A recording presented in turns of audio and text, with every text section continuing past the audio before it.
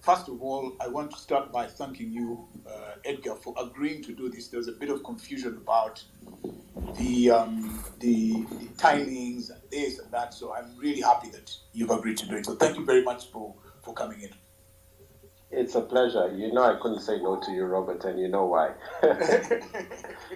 Okay, let me let him Tony Otoa. I think he's Tony. Are you there?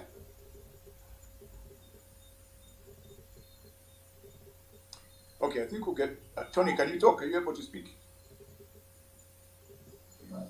Hello.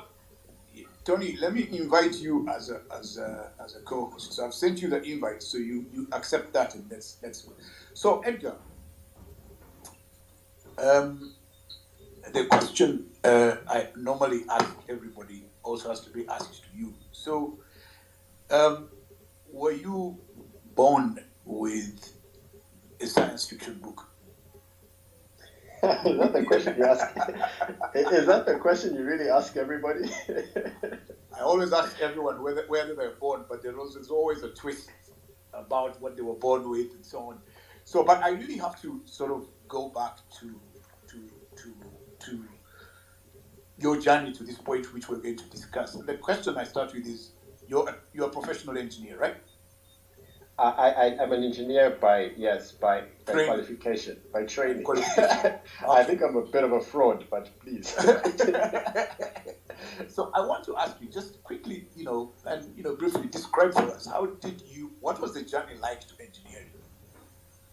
And what was the thought process at the time?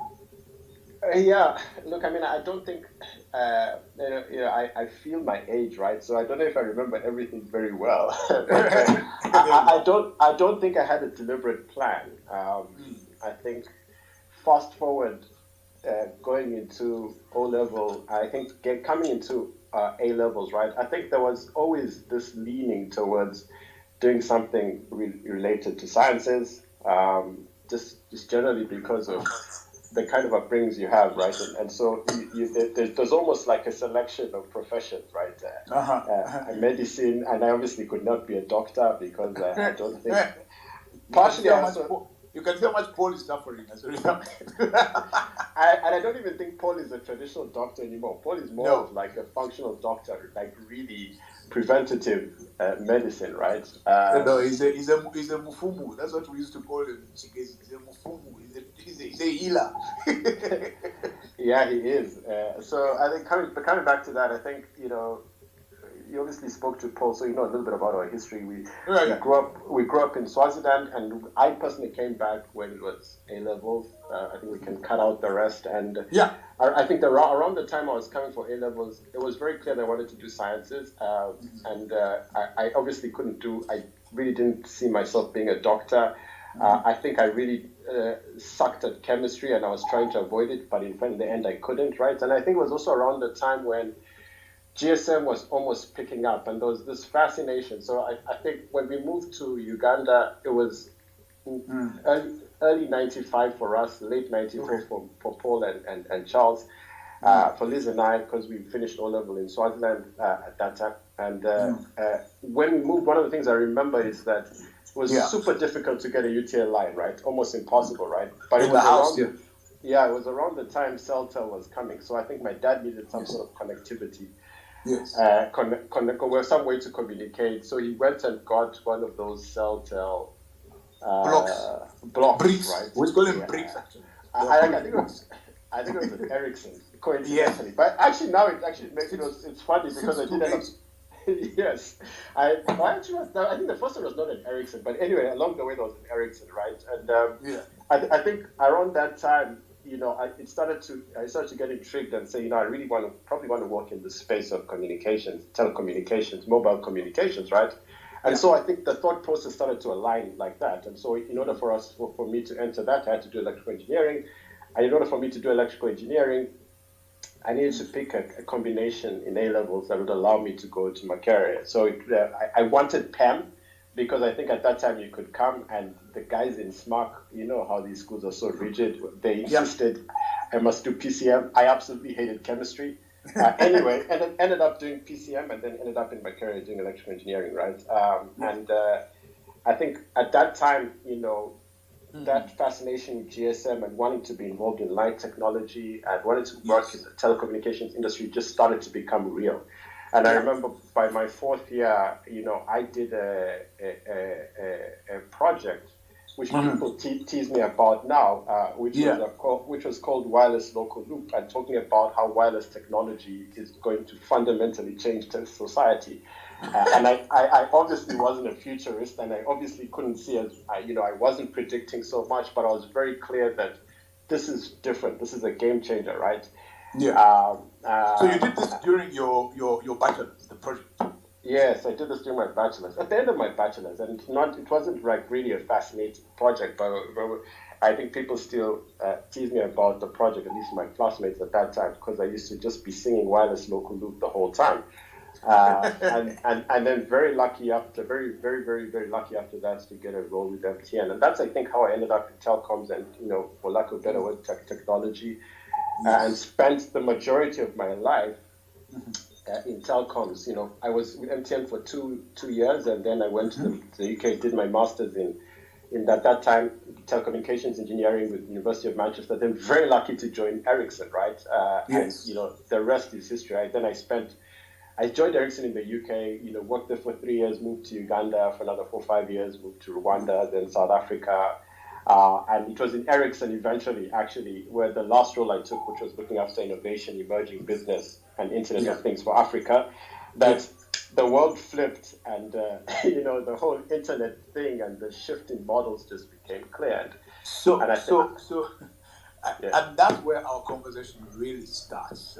And I am tempted, what did you see at the time that completely, when you're talking about that when in your last role at Ericsson, at what point does the light bulb come on? Yeah, I think it was a combination of factors, and one of the factors I'll talk later on in the conversation if we do get the chance, right? I think, stepping back just before the last 4 or 5 years in Ericsson, and my career was going fairly well in Ericsson. I was moved to South Africa to head up cloud operations. And 2014, I get onto the Executive Assessment Center, and that if you pass that, you really come out as an emerging executive in the company, and you project your career, right? And when I came out of the Executive Assessment Center, which I narrowly passed, I very narrowly passed. I remember sitting in this is late 2014. I remember sitting in a conversation with then the CEO of Sub-Saharan Africa, the head of talent management for Sub-Saharan Africa, the head of human resources for Sub-Saharan Africa. And talking about my career, and the CEO said, Edgar, you're one of 3 or 4 people that could be the CEO of Ericsson Sub-Saharan Africa in 5 years. And that fundamentally changed how I started to see my journey, right? So, of course, you got stuck and obsessed with this, right? Yeah. But anybody who's worked in corporate and has been senior roles, that life is not always a straight bullet. As the roles get fewer. I know that. I know that very well. In fact, at some point, there are no more roles. You have to exactly. Okay, well, maybe not that.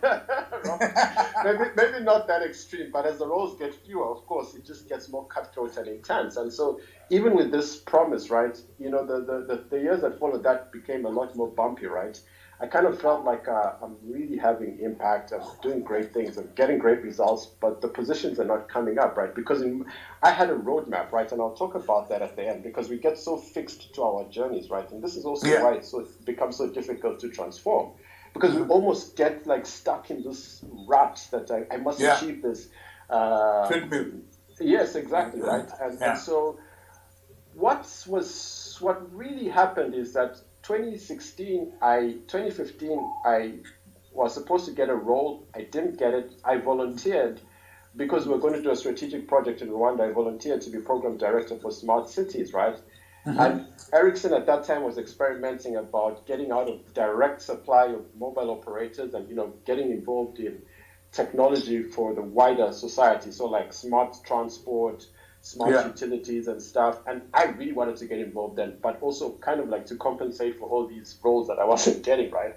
Yeah. And those 9 months in Rwanda also started to change my journey, right? I think as we were, pitching to the government of Rwanda how we could support them on this smart cities journey, it started to dawn on me some of the shifts that were happening in telecom. And one of the big shifts was 4G was starting to create a digital world, right? So people were now starting to use things like WhatsApp, Skype and stuff. And what was starting to really grow was that we were literally starting to use our devices to access the internet. And a lot of the value was shifting to all the applications that were on our devices. So voice started to become a commodity, because we were WhatsApping and stuff.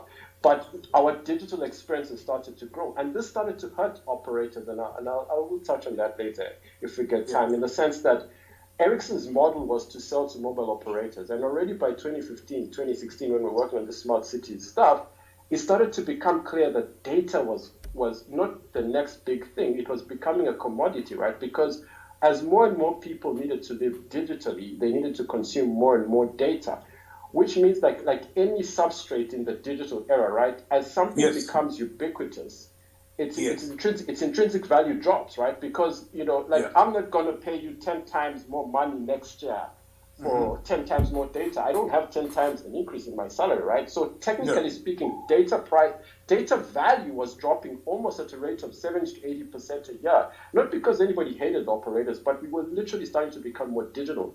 And for Ericsson, because there was more data being supplied anyway. 100%. Yeah, but I mean, data was everywhere. I mean, and also the data quality was increasing. So many people will not really, some of us, because we've worked in the telecom side, we know the difference between an edge connection, a 3G connection, and a 4G connection, right? And when at the farm, I'm on edge, man. That's why I have to and we used to send emails on edge, right? It's crazy now that if you have an edge connection, you can cry, right? Because you can't do anything. But basically, 4G started to drive this whole digital revolution, right? But that also started to put a strain on operators. And for some of us working in the smart city space, we started to see the shift. We also started to feel it on the continent, right? Consolidation around mobile operators started to really happen around 2016, 2017. And the challenge in society is, by the way, we don't look at things in terms of value, right? We look at things in terms of models. So we say this is a telco company, this is a bank. We don't look at it in terms of what product are they offering? Is it still valuable to society, right? Yes. And we can have a whole conversation around Africel's exit, right? Because many people think, Africell is leaving because the economy is bad. I mean, any modern society today doesn't have more than 2 operators left, right? Because there is no value in selling data. And even MTN and Airtel, right? And sorry, okay, I promise not to say company names. Even the operators, right?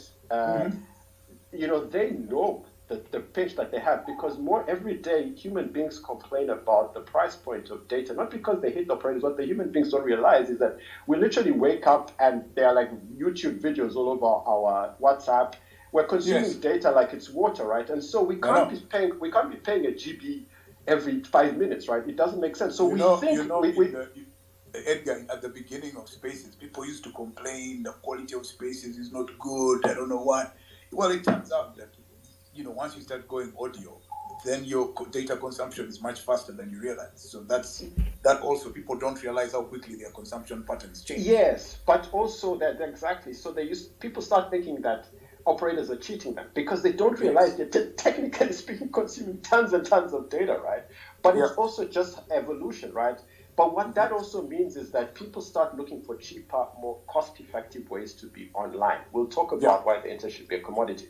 But anyway, that 2016-2017 journey also started to cause a strain on Ericsson. And volunteering for smart cities changed my journey, right? Because I saw so much in terms of the shift that after that, I didn't have an official role. I volunteered for a role that was coming up, which was called Internet of Things, because in my mind it was clear. We need to help mobile operators solve new problems, right?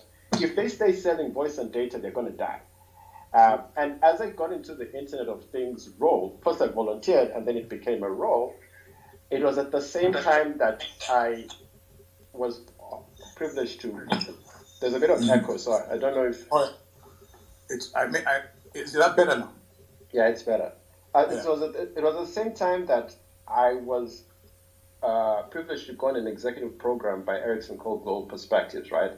And at that time, I was obviously, starting to feel this shift in momentum, but I was also starting to become very frustrated with how our business was still obsessed with the standard model of just selling, equipment to mobile operators, even when it was very clear that that model was dying. But also, it was all the other frustrations around also my own executive journey, right? Because at that time, I had already had a roadmap. But what was really interesting, right, is that when that year, 2017, right, when I got nominated for Global Perspectives, it was probably like the real massive trigger for me, right? Because Global Perspectives was a special executive program that Ericsson ran.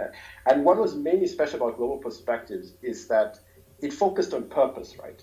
Yes. And this was at the time when I was like at the peak of my soul searching, right? Very frustrated as a young executive in Ericsson, very struggling. Raring to go.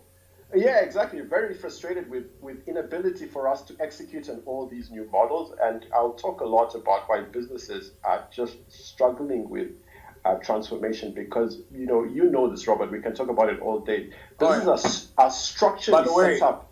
By the way, let me say this to the guys listening, that it's very interesting how I ran into the two Kasenenes, because at the time Paul was taking me through a really brutal diet to clean up my stomach. Yes, I remember.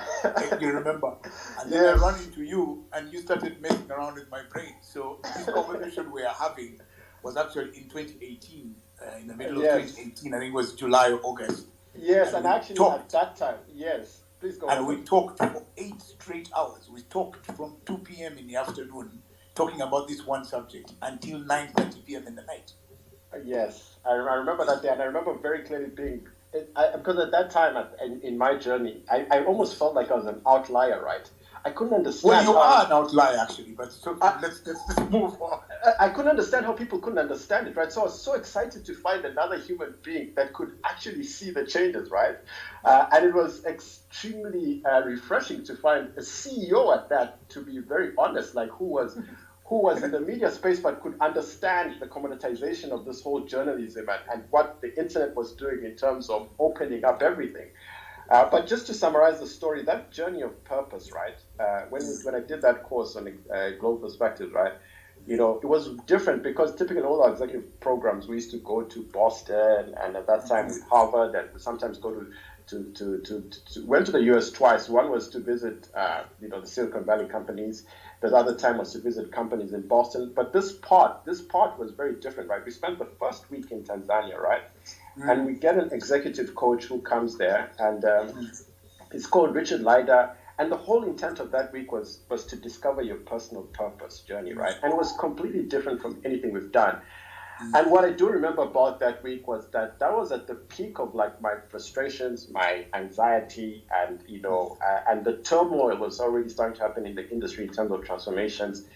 And that week basically triggered a journey, right? Where that journey only came full cycle like those 6 months later in Boston when we did the second module. But it's triggered a journey for me to start to do a lot of soul searching, and self-reflection, right? And that self-searching was like, what is it that I really want to do in life, right? What is it that I really want to, because all up to now, I literally was defining my journey by these roles that I wanted to get in Ericsson, right? And I think that journey actually started to make it clear that I want to work in innovation. I want to have impact, right?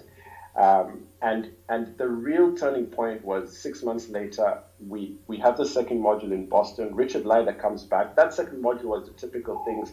We at Harvard Business School, a lot of professors coming in talking about digital transformation, Microsoft, Amazon, GE at that time. Richard Leider comes back the second last day, and he says, let's recap purpose, right? And then we do that for half a day, and then at lunchtime he says, I want you to go back.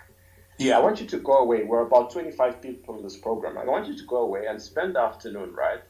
And he said, I want you, if you have a son, write a letter to your son. If you don't have a son, write to your daughter. If you don't have children, write to a loved one, right?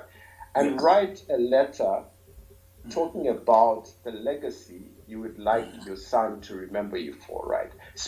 Don't rush it, right? Take your time, right? And he said, if you want, you can post it up, you can read it out. If you don't want, you can keep it personal. And at the end of the 3 hours, you come back and let's share on that and recap. And it's not like it was a eureka moment, but something that was so profound about that was that it was the first time in my professional career, because I spent time thinking about what am I going to tell my son, what am I going to write, what am my legacy to be around. But it was the first time in my professional career that I didn't write anything about my company or my job role in that letter. It was all about the impact I wanted to have, the kind of person I wanted to be, and it almost started to create this release. That let me stop you there, Edgar, for a moment. Just repeat the explanation, the exercise that you undertook, and is it something you recommend that people should do every so often? No, actually, the thing is that it's quite funny, right? A lot of the work I did in transformation came full cycle, right? I mean, I have two partners, and now I will remember not to mention names. One of them is one of the top banks in Uganda, and we've been working on transformation for a long time. But the genesis of the conversation moves from a lot of the technology stuff to design thinking, to thinking about value. But then it always gravitates to purpose, because 2019 was such an eye-opener for me in Uganda, right? And that's when we really started to talk about working together. But the biggest eye-opener for me around transformation was that most companies I was privileged to engage, I realized, were struggling to transform, not because the strategy was wrong, because they couldn't let go of their personas. People had so identified themselves by the stuff that they'd been doing for the last 10, 15 years, that every time you came with a great solution that was transformational, that's what I call the immune system would kick in, right? So people wouldn't say, oh, no, we're not going to do it. But they'd go away and reflect and say, but this thing might take away my position, this thing. But Edgar, I mean, I can tell you that the biggest crisis in the employment space, especially in Uganda, because that's what I'm familiar with, is we identify ourselves with the jobs we do. Then the jobs 100%. become our social lives. Exactly. And so without these jobs, we are completely clueless or lost. I don't know why people like to, but that's, I guess, what you're talking about, that anything that threatens that identity. Yes, exactly. And that actually became, so not only was it liberating for me, but it actually became a reflection point in the work that I do on transformation. Because, I mean, it's easy. You can go in and work with technology. We'll talk about that and build solutions that resonate. But it also came full cycle because I've been very privileged to work with Vision Group, your ex-company. It came full cycle also then, is that in the end, you cannot really transform a business without people themselves growing and transforming and evolving, right? And that purpose journey for me was such an incredible release, right? For me personally, right? And it fundamentally changed my trajectory. But what is also incredible, right, is that when you start to become clear from an individual perspective on the things that you want to do in life, not the positions, not the titles, right? The impact you want to have. It's incredible how life becomes so much clearer. You see possibilities, right? And that's when, actually, to your point, is that I started bouncing off walls, because the clarity of the impact of the shift on the internet in terms of not just technology, right, but in terms of business models, right, and value was so scary, right, that it actually, so I mean, when I talk about going back to 2018, I couldn't look at any modern profession and not see how they were not already disrupted, right? Yours was just the most obvious. Yours was just the most obvious. If you think about modern professions, right? Media was disrupted a long time ago. So let's break that down a bit, right? People need news. People need news, right? And social platforms means that news is ubiquitous, right? So there is no intrinsic value to pay for news, right? And the essence of a media company is to sell news, right? And so they didn't understand why less people were buying newspapers, because people didn't wake up and say, I hate newspapers, or I'm not going to buy a newspaper. They woke up and the story was on their WhatsApp feed, on their Twitter feed, on their Instagram feed and stuff. I'll tell you, Edgar, one of the most disturbing moments of that journey of mine was when one of my board members in a meeting said that they have piles of papers lying on their desk, because by the time they drive from their home, because they have a driver, so they're reading all this stuff on the phone, and as soon as they arrive in the office, they don't need to look at the papers anymore, because they have back-to-back meetings, and they're already sufficiently informed, or at least as informed as they would like, by their phone, which they read in traffic on the way to work. But 100%, Robert. And in 2019, I used to be in so many meetings. I'd sit with all you big bosses. You go to meet an executive in Uganda at 4:00, and the paper is on his desk still stapled, right? because we deliver that to him, right? But I think I think the point was that we were not connecting the dots in terms of how our behavior was shifting value, right? And shifting models, right?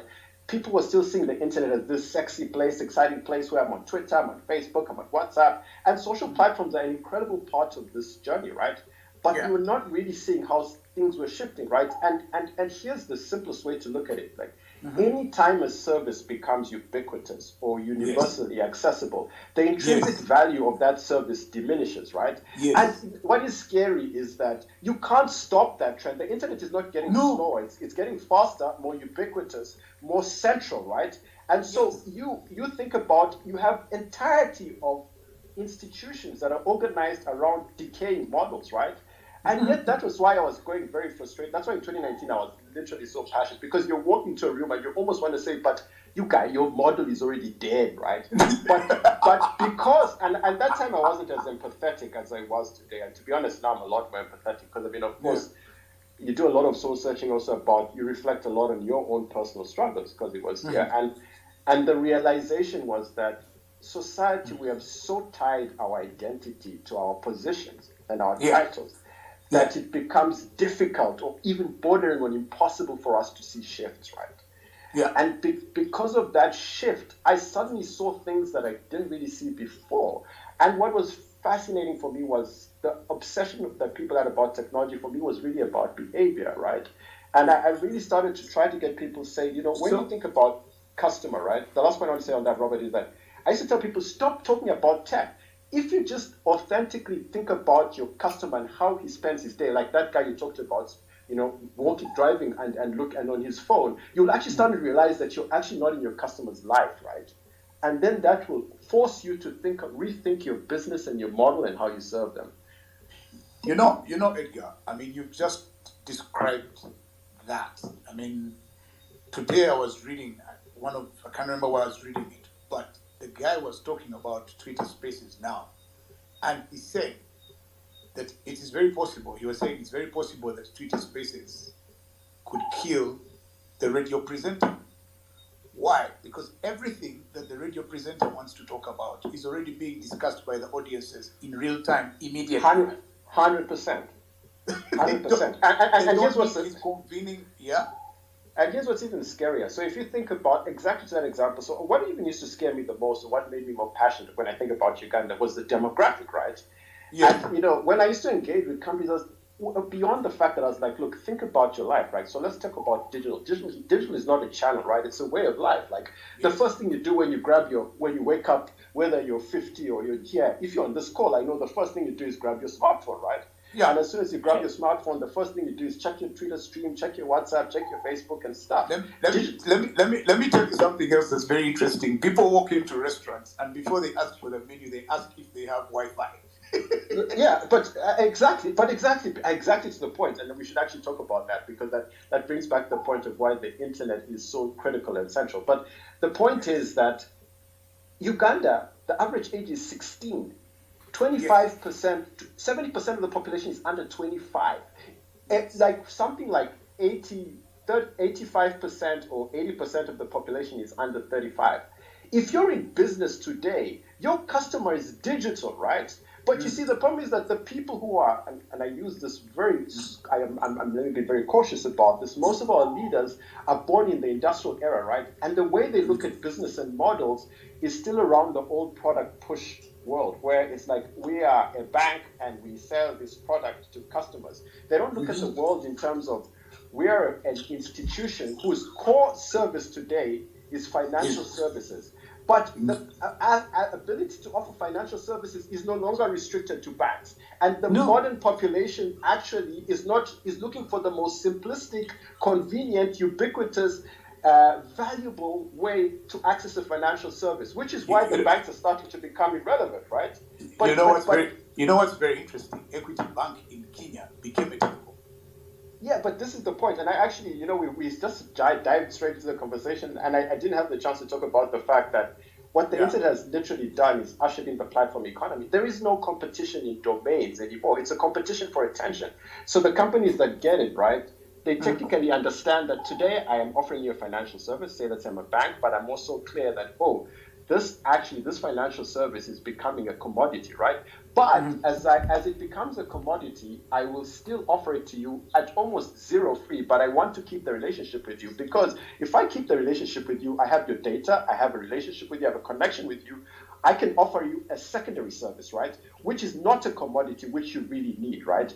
And this is why the top 4-5 companies in the world, they actually are described as multi-sector technology companies. Because if I asked you, like, okay, what industry is Amazon in? You can't explain, yet you're spending all your time there. What industry is WhatsApp in? You can't explain because you're spending all your time there. And for me, the closest example in Uganda, which I like to talk about, and I don't know much about them, is Safe Border. If I ask you, what industry is Safe Border in? What are they exactly? Are they a border company? Are they a food delivery company? Are they a financial services company? And this is why it is so important. Edgar, I know you get really evangelical, and me and you, we can do this. Like I've said, we've spoken for 9.5 hours. But the point is, so what kind of person should be at the center of driving business strategy in this context? What kind of person do we need? Yeah, I don't know if it's a kind of person, but I think first of all, it's super important. If I just to take a few steps back, I think first of all, it's super important that if you're in business today, you ask yourself the important question of how does my customer behave? Who is my customer, and how does he behave, right? Because and again, this is also why the purpose conversation is so central, because when you think about a modern business, people think businesses exist to make money, right? Money is a result of solving problems and creating value, right? When businesses have clarity of purpose, right, or the impact they want to create in society, the why, it makes them more open to think about the what, which is the product and the process, right? Which means that they stop being so tied to the what, which is the product. They think about the impact they want to have. And when they think about that, they can start to really authentically ask questions about who is my customer and how does he behave? And if you start to do that, right, what starts to become clear is that the goods and service or the offering that you might be offering the customer is no longer as valuable. So we gave the simple example of the newspaper, right? But it doesn't make you irrelevant in the customer's life. It just means that you need to start to think about, how do I solve a different problem in this So the problem, for instance, of attention.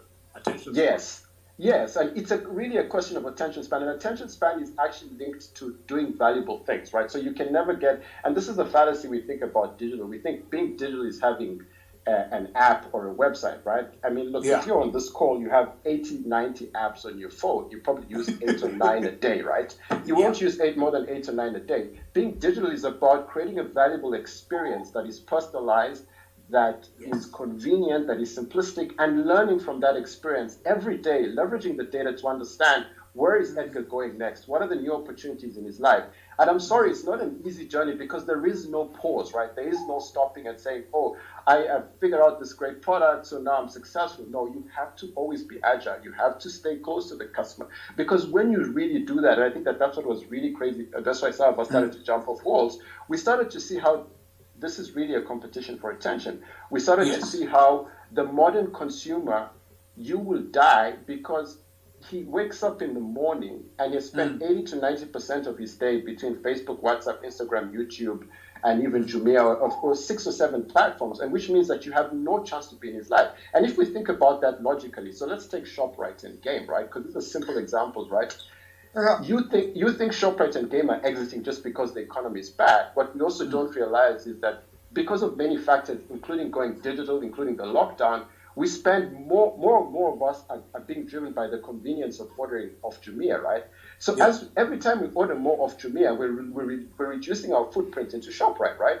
And the logical journey will mean that there are less people walking into that supermarket and more people ordering online, not because they hate the supermarket, but because this online e-commerce thing drives more convenience for them, right? And in fact, all these things happen subconsciously. So we don't hate ShopRite, but ShopRite's numbers start just going down, and then very soon it doesn't make commercial sense to operate. Like, you know this, Robert, because people didn't wake up and say, I hate your newspaper. You just started to see declining numbers, right? And then soon it just doesn't make commercial sense. For that to happen. And look, I mean, I live in South Africa, right? Some of you know big stores like Edgar's. In South Africa, it's the same, right? Major stores are going bankrupt because people spend more time on Takealot.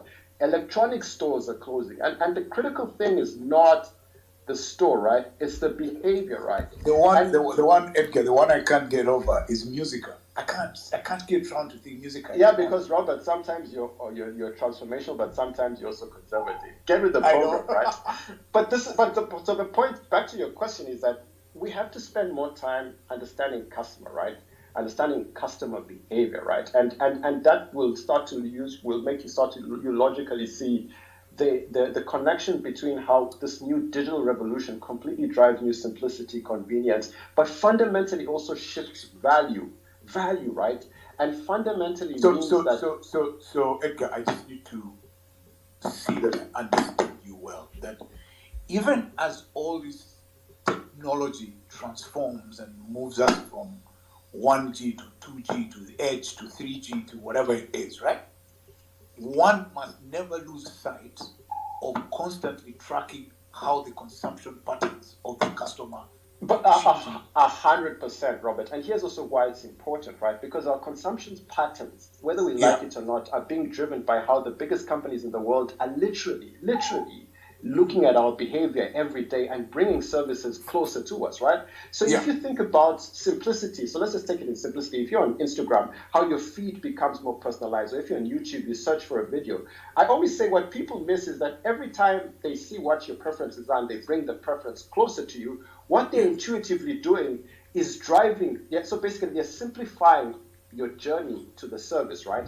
Because it's a lot more personalized. And what you start to do is you subconsciously gravitate to it. But what it also does to us as consumers is that we start to expect that this service that I have should always be so easy and close to me, close to mine, right? We don't separate stuff because we don't wake up and say, oh, now I'm on Instagram, it's going to be a good service. Okay, tomorrow I'm going to be on Bank X, it's okay for me to have a bad service. No. As soon as you shift from one industry to another, you're already driven by this incredible feeling that somebody should know what I want. Somebody should make it easy. Somebody should allow me to pick and choose what I want, right? So this behavior shifts across all industries. And what's even worse is that these companies that are spending every day looking at our behavioral patterns, they are thinking about how do they enter other substrates of our life. So that's why you see WhatsApp goes into pay, Facebook goes into payment options, goes into Netflix is in e-commerce, because their mission is to solve as many problems in your day as possible. And every time they do that, which our young kids don't even think about logically, just spend time with them, it takes out Vision Group. It takes out the corner store next door. It even takes out doctors, right? So I know a doctor who told me I only get patients from the village because you town people are too busy on Google and going straight to the pharmacy, right? It takes out corner repair people because they're on YouTube figuring out how to fix their shop, their bike, or figuring out how to fix their fridge, so they don't need to take it to a corner repair stuff. It takes out mechanics. My point is ubiquitous access to information, everything becoming simpler shifts how we see value, but also shifts how we behave. And it's important for companies not to get stuck in their product domain, but to start thinking in terms of customer behavior, right? Now, let me just take 2 steps back. The last point I want to make, why is this hard, right?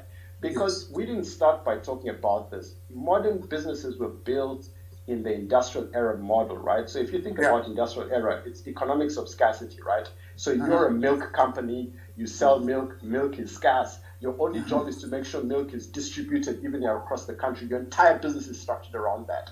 Fast forward to the internet, right? Choices everywhere. People thinking about value creation and stuff. And so the problem is that companies were built around product push, right? So they say customer, but they don't see customer value, right? And so now everybody's telling the modern company, be innovative, be agile. The only thing the modern company knows how to do is wake up in the morning. They've built their entire structure around selling milk. They've built their entire departments around selling milk. They've built the entire DNA. Robert, you can relate to this because you know how you left a company that was being disrupted. But the problem is that the DNA of that company is a publication company, right? So the DNA of the mindset, the jobs, the structures, everybody in there thinks publication, right? And so even when people now start to get their news on WhatsApp, they still insist on writing in a newspaper that's dying because we never ever, we didn't grow up in this world where we had the ability to learn and adapt and evolve, right? And so this is why this is such a fundamental challenge, right? And this is why it always comes back down to individuals, right? People have to start letting go of the past, right? We talk about the fact, be proud of your past, Don't worship it and don't get stuck in it, right? And the only way you start to let go of the past is if you start to go on that journey of real deep self-reflection on who am I, what impact do I want to have, what are the things I love? And that self-reflection and self-awareness allows you to see possibilities which you turn into value. But as long as you're thinking, I'm a banker or I'm a this and I'm the CMO of this, and you're giving people your business card, well, the guys will be too busy doing their financial transacting on Safe Border and MTN or whatever. And you would have the resources to actually serve them, but you're stuck in your persona.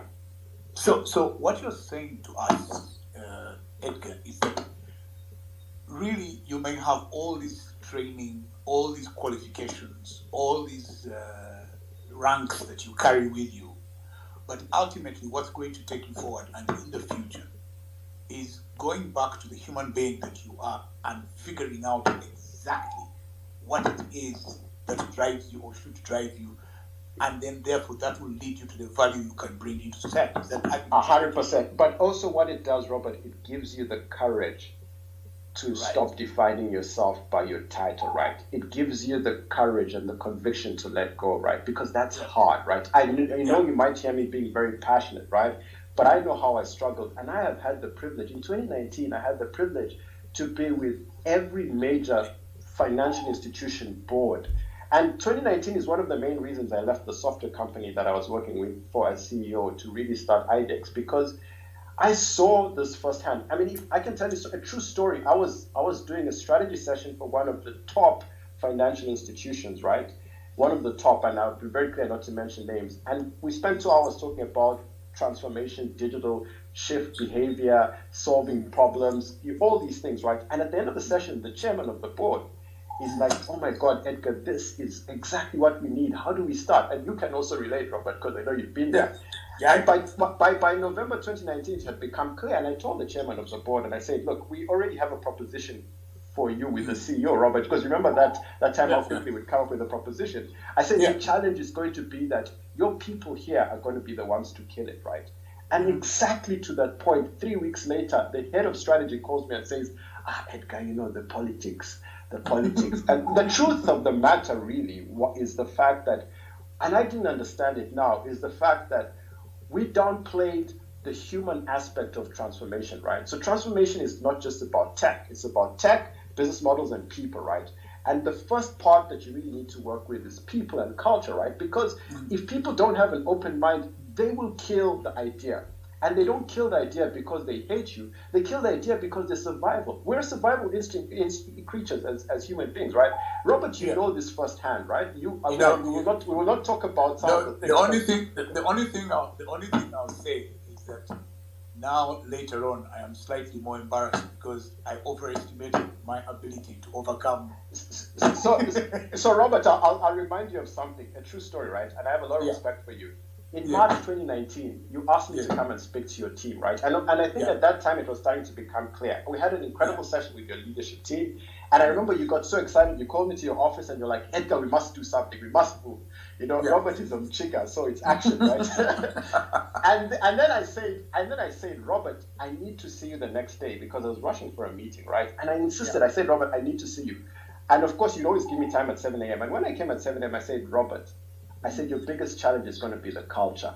And I remember you telling me, no, Edgar, you know me, we're going to move. And I was like, Robert, you need to work with your people, right? They're going to bring it down. And I don't use that. I mean, I use this very lightly, right? I think what I really learned, and I also learned it from my own personal journey, is that if I just take 2 steps back, Robert, is that most of us so anybody probably around above 25, right? Between 25 and 65, we grew up in industrial era models. So if you think about our journeys, life was about achieving a fixed set of knowledge and expertise, going into a certain profession and building a career around that, right?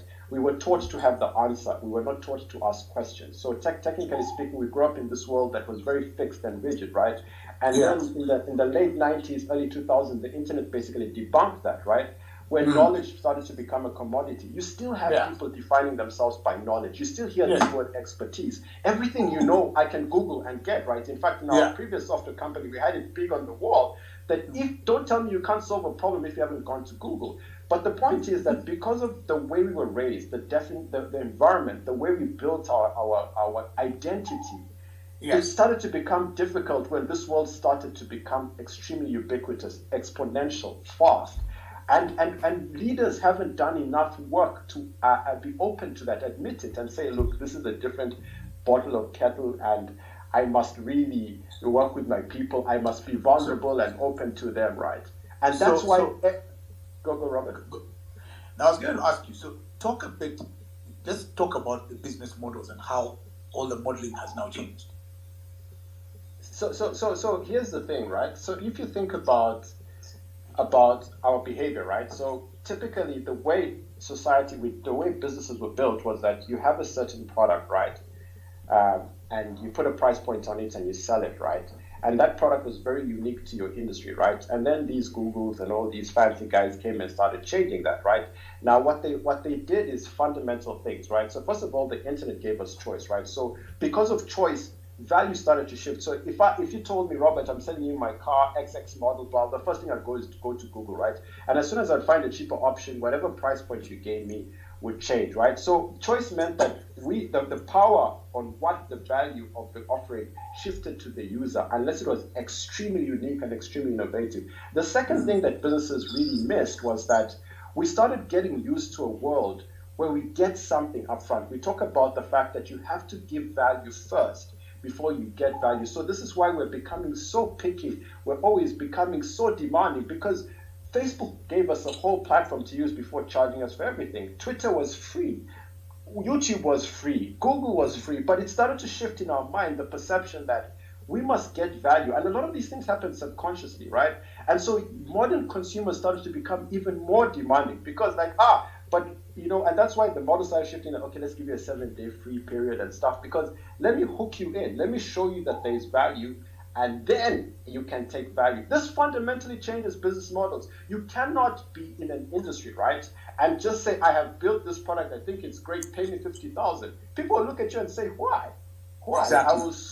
And this is what people miss in terms of business models. And when I first started talking about the digital transformation era, I was very clear. I said, this is not just about tech. This is fundamentally about shifting value and shifting models. So I'm very privileged to work with your ex-company, and I can't talk about that because I have professional respect for that relationship, right?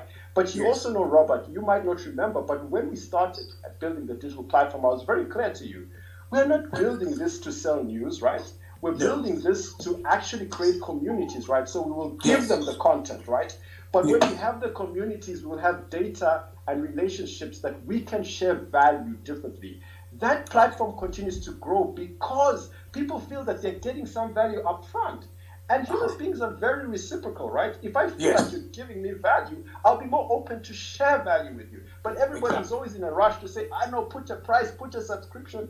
99% of the platforms in Uganda never pass 10,000 users. You can't, I mean, Edgar, even on this little initiative of mine, like the conversation we're having, already there are people talking about how do we pivot and monetize quickly. And I'm trying to explain to them that yes, it's not how it works.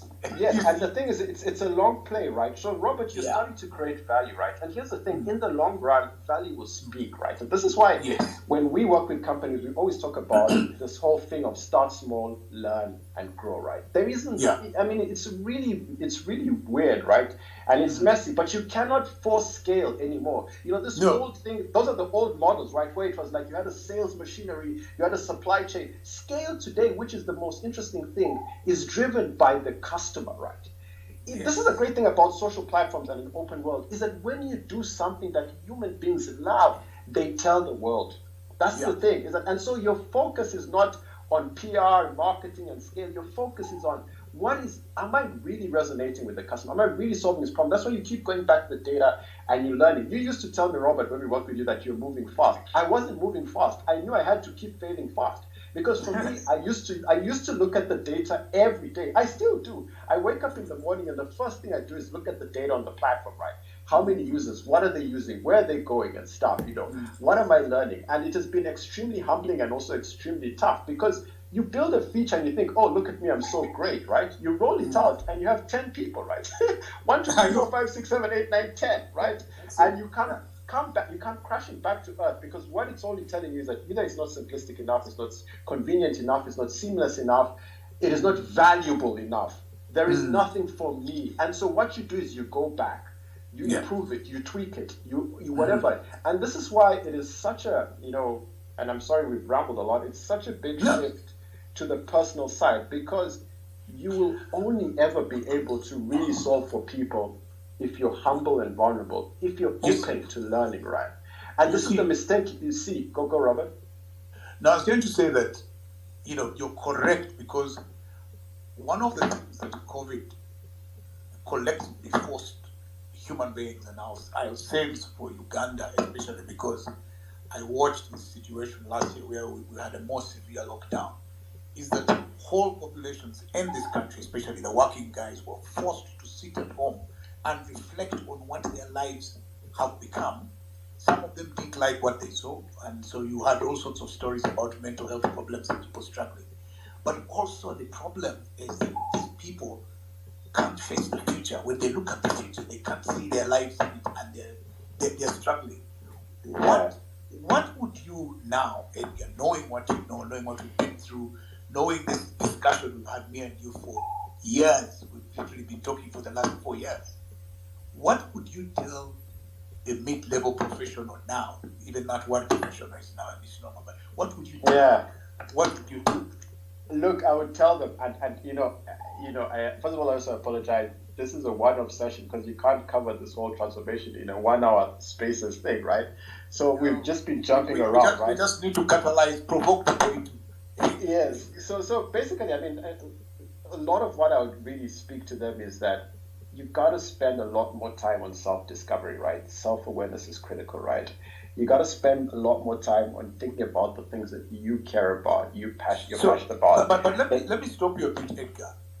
Just describe the steps you take in that exercise. What do you do for self-discovery? What do you do for reflection? Let them come to IDEX, right? We can help them. Some of this stuff we can't.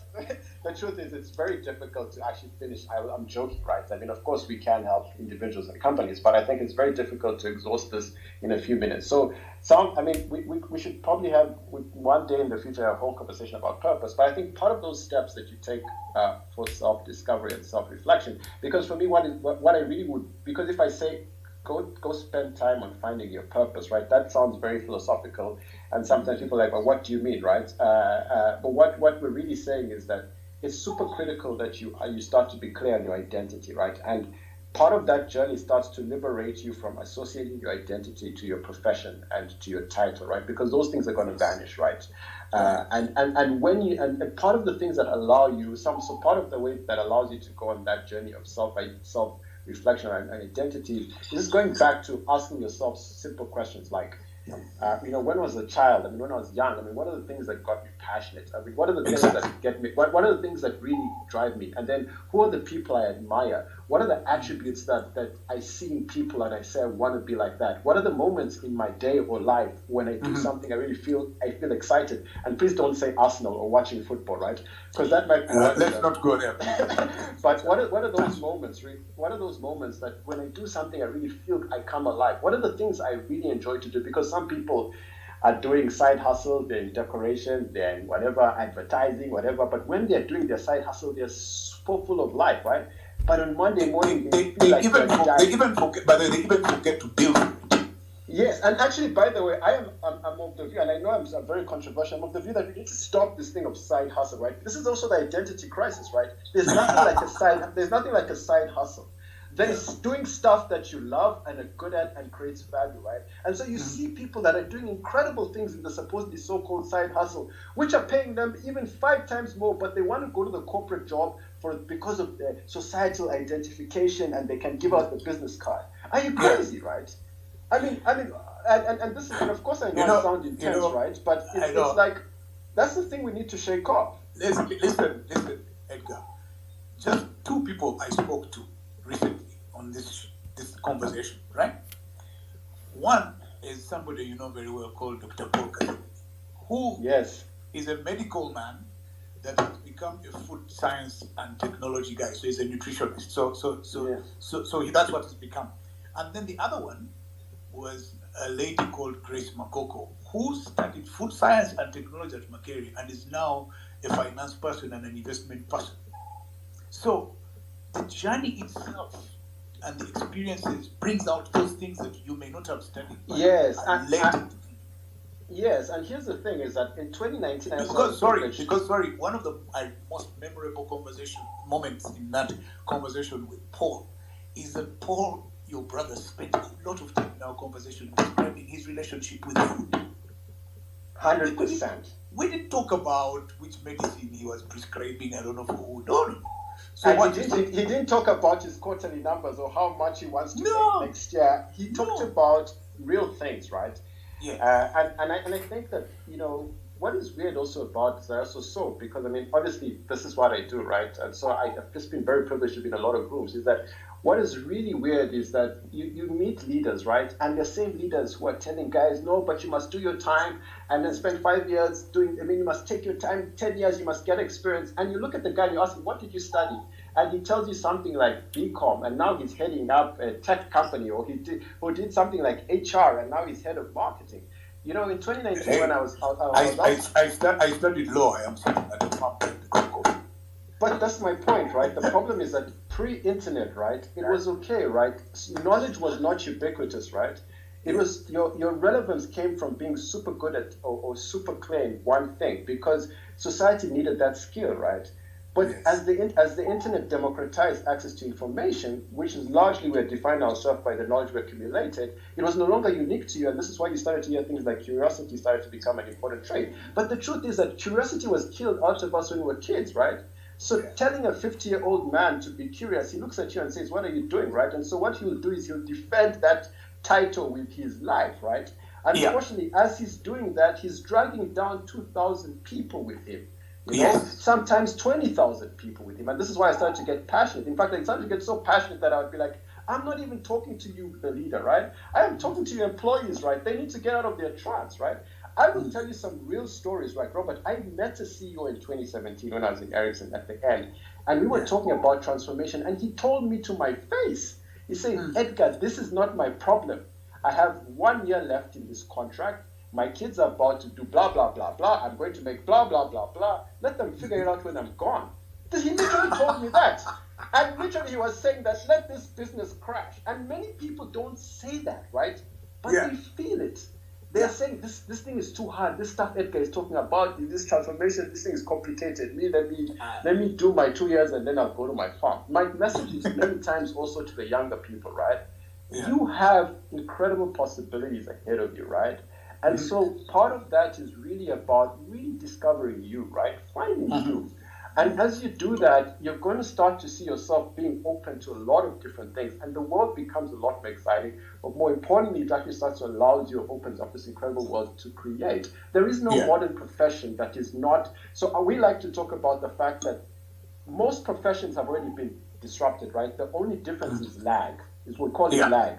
And when I talk about the lag is that the faster the internet penetration happens in an economy, the cheaper it happens, which is always the case, is the faster your industry is going to disappear, right?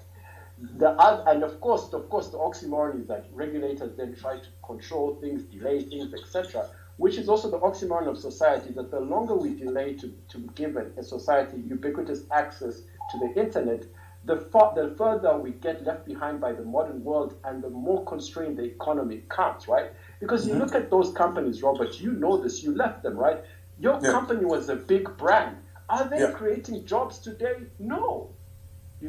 Are some of these, this, you're telling me, are some of these banks creating jobs? No, they're optimizing, they're downsizing, they're efficientizing, whatever the case might be. And so we're still looking at the world where we want to come out and be employed by these companies that are no longer creating enough value in modern society to create jobs. So why are you tied by that, right? Why don't you think about the things that you can do well and start in a small way and go out there and get them? And I just want to nuance that and say that, look, it's not easy, right? And of course, I know I sound passionate, and because we don't have enough time. But the reality is that from my experience and from my brother's experience and everything I've seen is that it's possible, right? And the conversation around transformation is not so much about tech. It's about learning, continuous learning, being humble to learn, being vulnerable to say, I don't know that, I'm not sure of the answer, let me get help. Being super curious, right? Because information is really out there. Yeah. And really, really tapping into the things that you're passionate about. Let me open it up now. Let people also talk to us. So let's start with Otoa. I'm sorry, Otoa, I didn't mean to be super disruptive.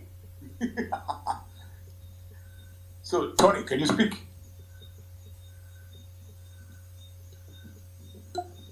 I think something is wrong with his internet world. So when we get him back, we'll see what he says. So I'm just going to open up a couple of people to... So, Edgar, let's take a couple of questions and we will listen to them. Let me start with Shamim Matovu. Shamim, what are you going to say? Edgar, are you there? I'm listening. I'm waiting. I must now be. I just wanted to because I'm inviting these people. Shamim K. Matovu. Yeah, I must now also listen in a little bit. Yeah. So Shamim, do you want to speak? Yes, please. Thank you so much, Robert. Thank you, Edgar. I mean, I think for me, really, as you spoke about everything you said about culture, I think somehow I just felt like I was seated on a time bomb because Mike and I had a conversation today regarding culture design.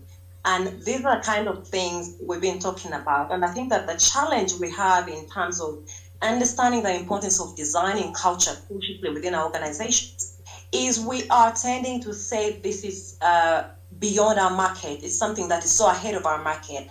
And so my question, how do we bring these conversations to the people that actually, to the attention of the people that matter, so the leaders in organizations, and that's whether in private entities or government, because the rest of the world is designing culture cautiously. So we shouldn't be stuck in the way we're doing business today. You know, we had a conversation about how work is changing right now. So if we are looking at organizations that are still clocking people in, so you're timing what time people come in and what time they get out, but we're not looking at the value and the purpose of why they're actually within the business. So I would really love to hear your insights on how we can bring the conversation on center space. And I'm asking this question specifically because I'm a culture designer, and my company specifically works with businesses to design culture cautiously, to ensure that productivity and the potential that we're looking out for is felt within the value that you're delivering as a business. Thank you.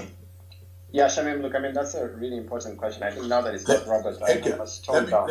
Edgar, let me just get in a couple more questions, because if you start, I know they will like. So, Baggy K, what do you have to say? Good evening, everyone. Thanks, Robert. Thanks, Tony. Edgar, well done. Now, on top of, I've known Edgar for a couple of years, so without giving out how many and giving my age away, I'll say on top of being an outlier, Edgar is an overachiever in a good way, though. So mine is going to be not necessarily towards the workplace, but I just wanted to know, in your journey of pivoting, you've mentioned the bit about self-reflection or looking inside and seeing how you want to change and how you want to deal with that change. I suspect that you've had bouts of self-doubt. So my question is, how did you or how have you dealt with this on a personal level? Okay, Doreen Namutegi.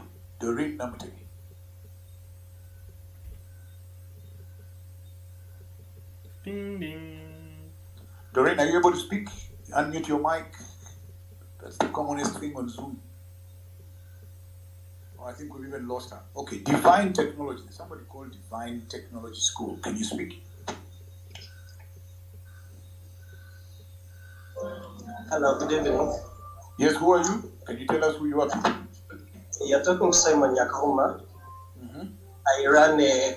I run a school called Divine Technology. We teach kids computer programming from the ages of 7 to 18 years. Now, my question to Mr. Kasenene is, Which advice would you give to tech startups and youth who are hungry for this knowledge, who are hungry for this digital revolution, but they are still learning? Yes, they have the technical skills, but they are still harnessing these other skills to make a business, to make a business successful and function, because you need more than the technical skills. All right. Brenda Bukenya. Brenda Bukenya.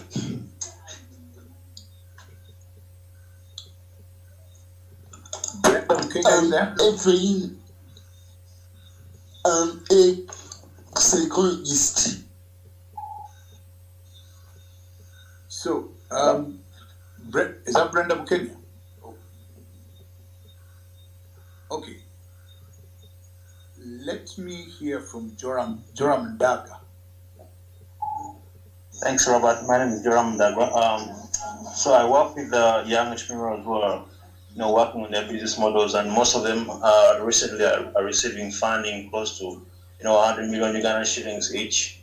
And one of the greatest problems I've seen with most of them is that they are rushing to develop minimum viable products without actually testing assumptions, identifying their customer needs. So, what advice, Edgar, would you give to young entrepreneurs receiving money without first testing assumptions?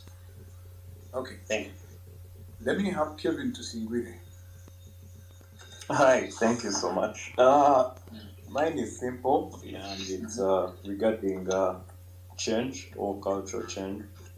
How can our young people, or we the young people, look forward into the future or try to change our cultural perceptions and adapt to the new technological changes? Thank you.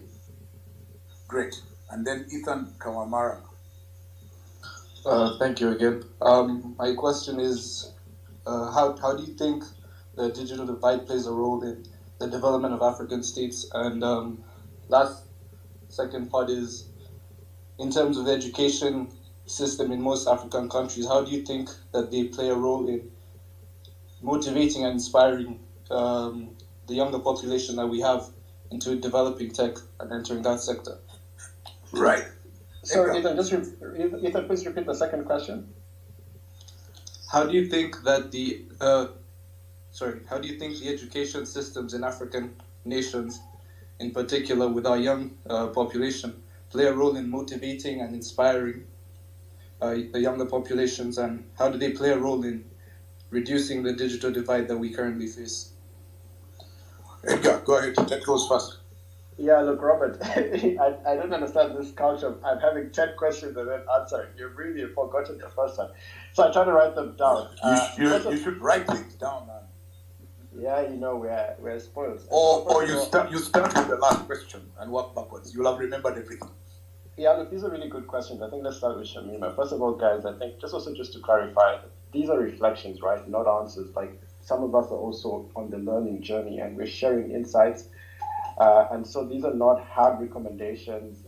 This is more, a lot of the journey you almost need to discover yourself. I just want to put that out there. So there is no real, I'm not an expert. I am very privileged to work in the space, very privileged to work with certain institutions, also very privileged to work with technology, but I'm also myself a work in progress. That said, let me go to the other questions. Shamima, culture, really, it was one of those things in 2019 where it was also a big awakening for me, right? And Robert knows, he talks about how he underestimated culture. I also underestimated how difficult the journey would be. I remember I didn't also mention this, but Robert was one of when I decided that I was going to start IDX with a friend of mine from Rwanda, Robert was one of our first real clients. Robert believed in me. And so I think I should mention that before I forget, so I'm grateful to that. But I think the journey with Robert's company also started to teach me how central culture was. So shortly after I started working with Robert Vision Group at that time, I had the privilege to work with one of the top banks. The CEO calls me and says, we need to do something together in digital space. And I immediately said, let's work on culture. And Shamima, the only reason I say that is that it had started to become so clear to me that, the transformation was struggling because we hadn't really started to reimagine workplaces. We hadn't started to free people. We still kept them in boxes, job descriptions. We hadn't started to have the real empathetic conversations around, how people learn again. We hadn't started to have the real conversations around continuous learning. And your question is a hard one. I mean, how do you make it central? I mean, I have so much more empathy now, right? And I think I also got hammered the hard way, right? Because I have had the privilege to be in the room with most of the major corporations in Uganda. I feel very privileged. I've met most of the CEOs. I've been in one-on-one strategy sessions with these companies, with the executive teams, with the boards. And what I found, which I use very loosely, is that we're lacking real conviction, to go on this journey, right? So, like Robert knows from his peers, like a lot of the leaders, they want to go on stage and talk about fourth industrial revolution, digital transformation, but they don't. When you now hold them to task, they're still pushing the same narrative inside. They're still pushing the same product. They're still pushing the same culture. I mean, you mentioned certain critical things. I mean, if I take 2 steps back, where before I worked with IDEX, I was privileged to run a small software company, to be the CEO of Africa. And I remember when we opened our office in Uganda, and first of all, the way I recruited was the first part of the selection process had nothing to do with your technical skills or your CV. The first part was I needed to understand what you are as a human being. So I used to ask 5 questions, right? But when we had the team, Shamima, I remember being very clear, and I said, look, we live in a society where I don't really care what time you come to the office. I don't really care what time you leave the office. I want you to operate in an environment where you feel the most productive. What I mean by that is that I really would like you still to do 40 hours a week.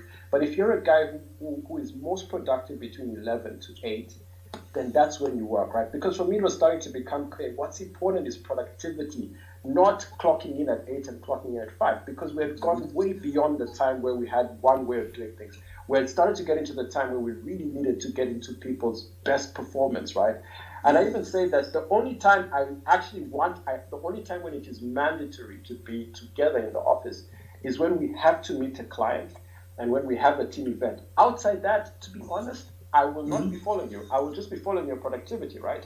So if you want to work Tuesday from midnight to Saturday at 8 and we don't have a client engagement and you get it done, fantastic, right? Because I want your best stuff. And for me, I was already starting to create this environment which is now starting to become more ubiquitous around the world, where you work in an environment that is best. Because, Shamima, what was important for me was that what was important is getting the most creativity out of the people in the workplace, not keep knocking them down for a certain amount of time. And people are different, right? And it comes back down to the whole conversation of self-reflection, self-discovery. Businesses have to create meaningful workplaces for human beings, right? Innovation is not complicated. If you create a meaningful workplace where people can be comfortable to be themselves, be comfortable to talk about their passions, to be comfortable to bring their ideas to life, it naturally creates creativity. It naturally creates innovation. And so the culture piece is so central. But you see, the thing is, Shamima, in closing, before I go to the next question, is that we have, in the industrial era, the soft skills were demonized, right? It was all about being the strongest in the room, the toughest, the one with all the answers, right? And so things like humility, vulnerability, empathy, compassion were like not seen as real leadership attributes. Today, they are survival attributes, right? Anybody in a leadership role that doesn't have the ability to be emotionally present or connected to his team will never create innovative, agile, and so that's why culture is important, because we literally have to learn these new things, because we were taught to be the macho, to be tough, to give instructions, right? And so the thing about culture, Shamima, and we can have an offline conversation, you can get my views from Robert, is that it is the most central conversation to transformation, right? In fact, it comes even before the models and technology, right? But we don't elevate it enough, right? How do we go back into that environment? Let's go to the second one. What they say is culture is strategy for life. So anyway, go to the second question. 100%, right? So the journey of pivoting, right? I've known Sylvia for the longest time, right? Look, I mean, just a disclaimer, right? I literally in 2019, part of my personal growth journey, and really there's nothing special about it, I am still on my personal growth journey, right? it was important for me to start to become more grounded and not to get carried away with hype. So if you go to my Twitter profile, you will know that today was the first time I've tweeted actively for the last 2 years, and I only did it because I had to answer Robert's questions. But I had to take a personal decision, because in 2018 I started to speak a lot, 2019, and you can get carried away with your own hype to get off social platforms to commit to my journey of growth, right? And it has not been easy, right? So self-doubt for me comes in all the time, right? I mean, I can't even tell you how hard it was to transition first from Ericsson to running a small software company, and then there I'm still employed, right? A South African company, and then transitioning to running my own business. I can't even tell you how hard. Robert knows some of the conversations in January because I was starting to hint to him, right? I can't even tell you how hard it was to even sell that to my wife, who is telling me we have just moved to a new house in Bryanston. Who is going to pay for it? Yeah? You're just there doing your own entrepreneurship things, right? And thankfully, Lillian, you only care about yourself. Yes, and I was telling her, no, but Robert has given me a contract, so it's okay. At least I have at least 3 months, right? But I think the self-doubt for me comes in all the time. So I think what really helped me, right, is that many things. I think one of the main ones was that the purpose journey became so clear to me in 2017 and 2018, right? That it grounded me. It really grounded me. And I'm human, right? And especially because I work in a space where I am you can almost say hustling, right? So there's so many moments of self-doubt. Let me put it this way, Sylvia, like I have like a 5% hit rate, right? So in 20 conversations with companies, only one will commit. You can't imagine how hard it is to have that, right? And sometimes you start to doubt yourself, are you doing the right thing, right? But I have so much conviction that this is the most important thing currently in society, is that there is not enough IDXs out there for even when companies and institutions really start, like to your point, Shamima, really start to really understand the real conversations, there is not enough of us, right? And so for me, there's such an incredible opportunity, it's such an incredible possibility to really have impact, to work with companies. And the way we work as IDX, Viagra, is not even just talking about culture. We literally also work with tech. I mean, I don't want to share a lot of the things around Robert's journey, right? But Robert making the decision to work with us means that they have the fastest growing digital platform in the country at the moment, right? The self-doubt will always be there, right? I think for me, what really keeps me going, right, is the clarity of purpose and legacy, right? And some days I'm also very, very privileged to have some, I say accountability partners. So some days when I'm feeling low, I speak to people who, not people like Robert, because they're very hard to get, who sort of like are on this journey as well. And they remind me to stay sane, right? So growth doesn't happen in a straight line. So, I mean, I also don't want to tell you that my life is perfect, I've got it figured out and know what it's doing, right? I kind of know where the possibilities are, and I kind of very convicted that there's so much to be done. But many days I doubt myself. My purpose is just so much clearer. So I don't know if that was that. Okay. Sylvia, the tech startups one. So what advice, Divine, tech skills, how do you make businesses successful? So, I mean, again, I know some of these answers might be controversial, so please don't quote me, right? I mean, you see, we have it backwards, right? And it almost answers the same question as Joram, right? Technology doesn't change the world. Solving problems changes the world. Technology just allows you to solve those problems better, right? So most tech startups I've actually had the privilege to engage with and to be with. It's like they're so hyped on telling you about the software they're going to use. Nobody buys code, right? Let's just to be clear about that, right? People don't buy code, right? People buy solutions to solutions to their problems, right? So if you're a tech startup and you have coding ability, you obviously have such high potential, but think clearly about what problem you're solving, right? And think about that clearly. What about what value you're creating? And always start in a small way, right? Being open to look at the data, because you will never, human beings are human beings, right? When you go to market with an idea, people will tell you, right? I mean, this is a problem with the internet. Everybody has an opinion, right? But for me, I think it's good. Seek negative feedback. You're going to get a lot of feedback. And what this does help you is figuring out if you're really solving the problem, if you're really creating value. And then that guides you on how you start to evolve and shift your business, right? I mean, and this is also a hard one, right? But I just get so frustrated with all the stuff around tech startups and stuff. If you go study the biggest companies in the world, they don't even use the word tech. They don't talk about tech, right?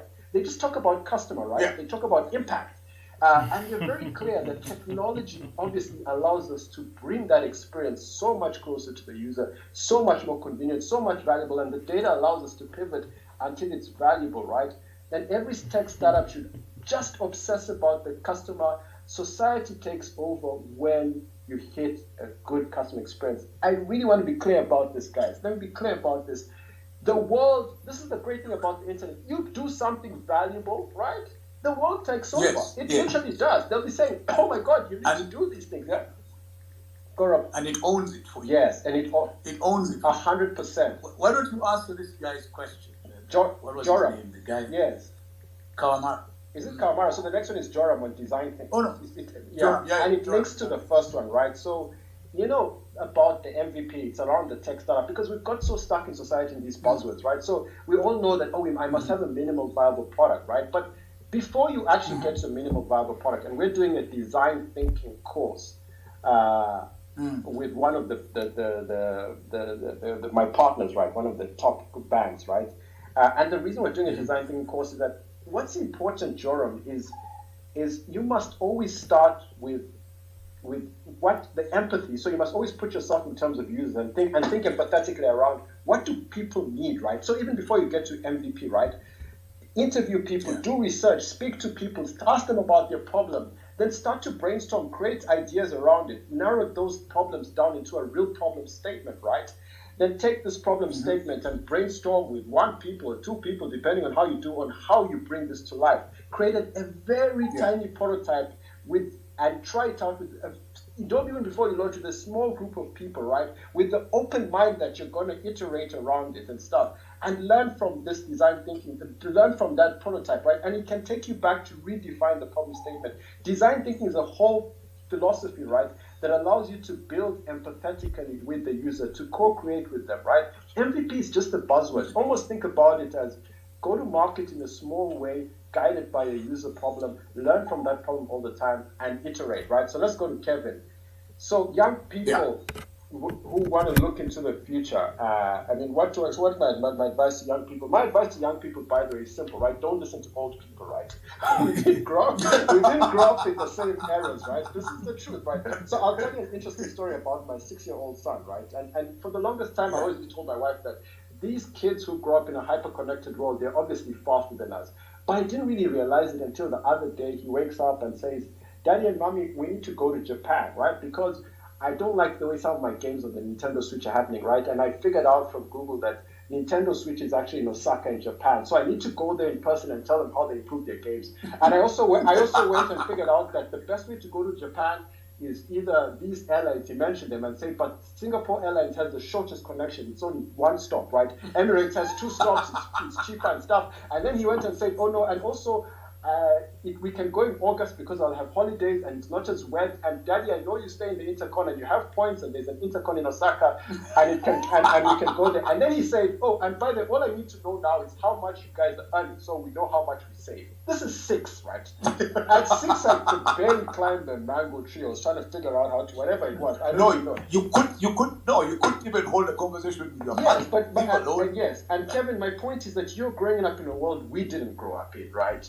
Your world is ubiquitous, it's open, it's abundant, there's so many possibilities for you. The only problem is that you're being mentored by people who grew up in a scarcity world, right? And so for me, especially young people, right, and it comes down to the last question of Ethan about education, it's like you really need to start connecting with each other. You really need to, the older people are there to help you get values, not to tell you what to do. Explore, go out there, solve problems. I used to work with a smaller software company, right? And we had an average age of 20. It was incredible, right? When I would come to Uganda, meet a CEO like Robert, go back to South Africa, sit in a room with a bunch of 20-year-olds, and say, we need to build a concept. Robert, you met some of these people, right?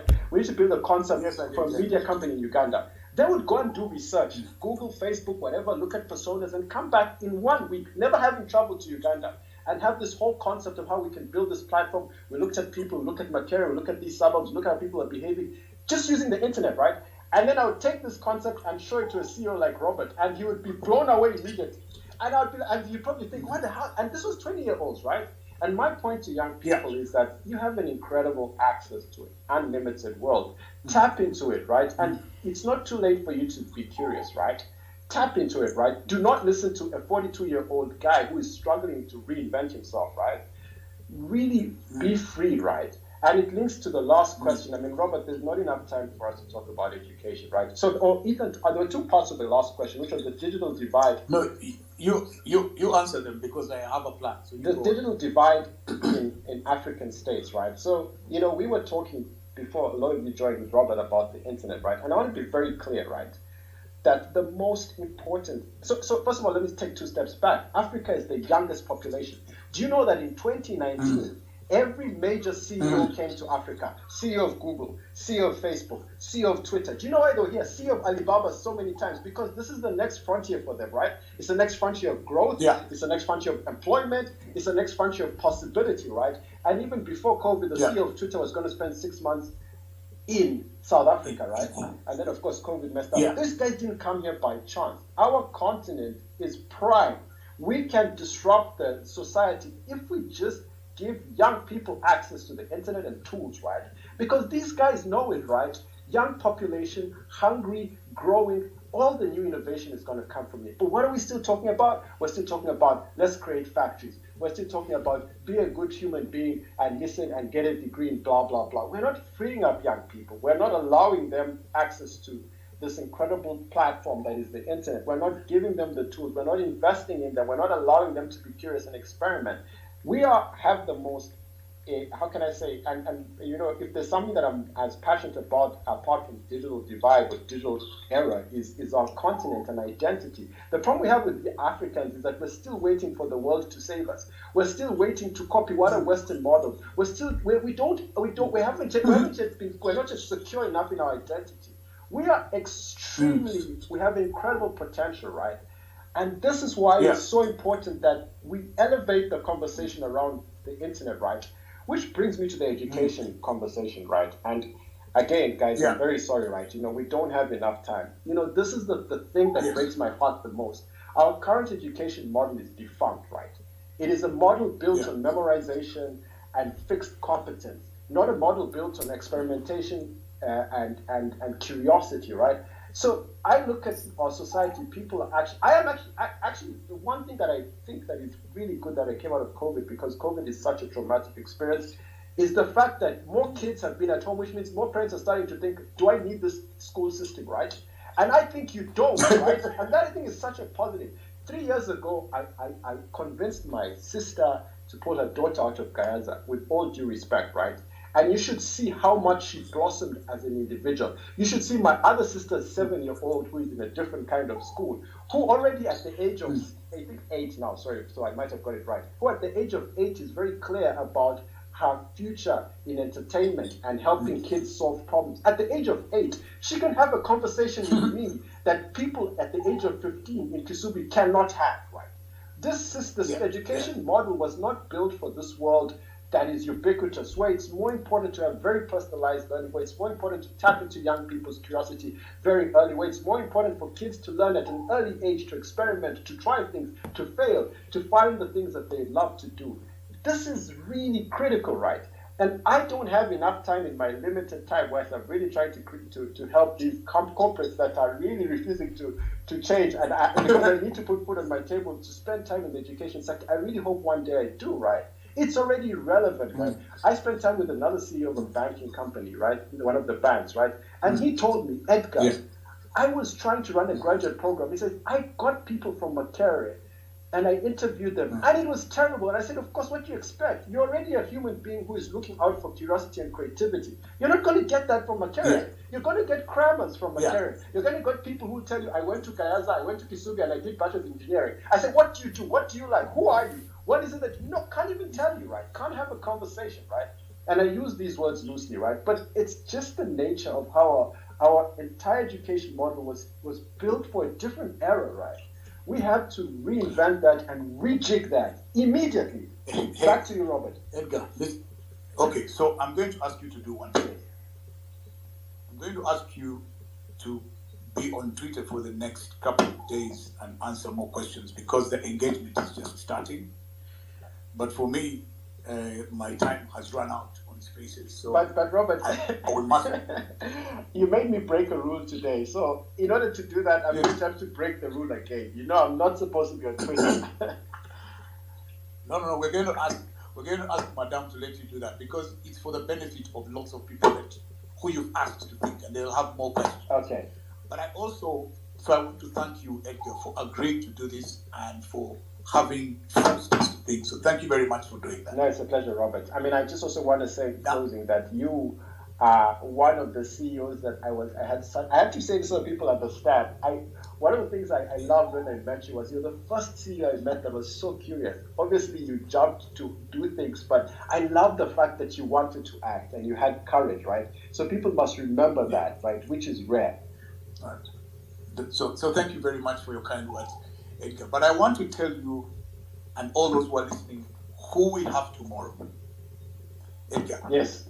Guess who I have tomorrow to have a conversation? Who do you have?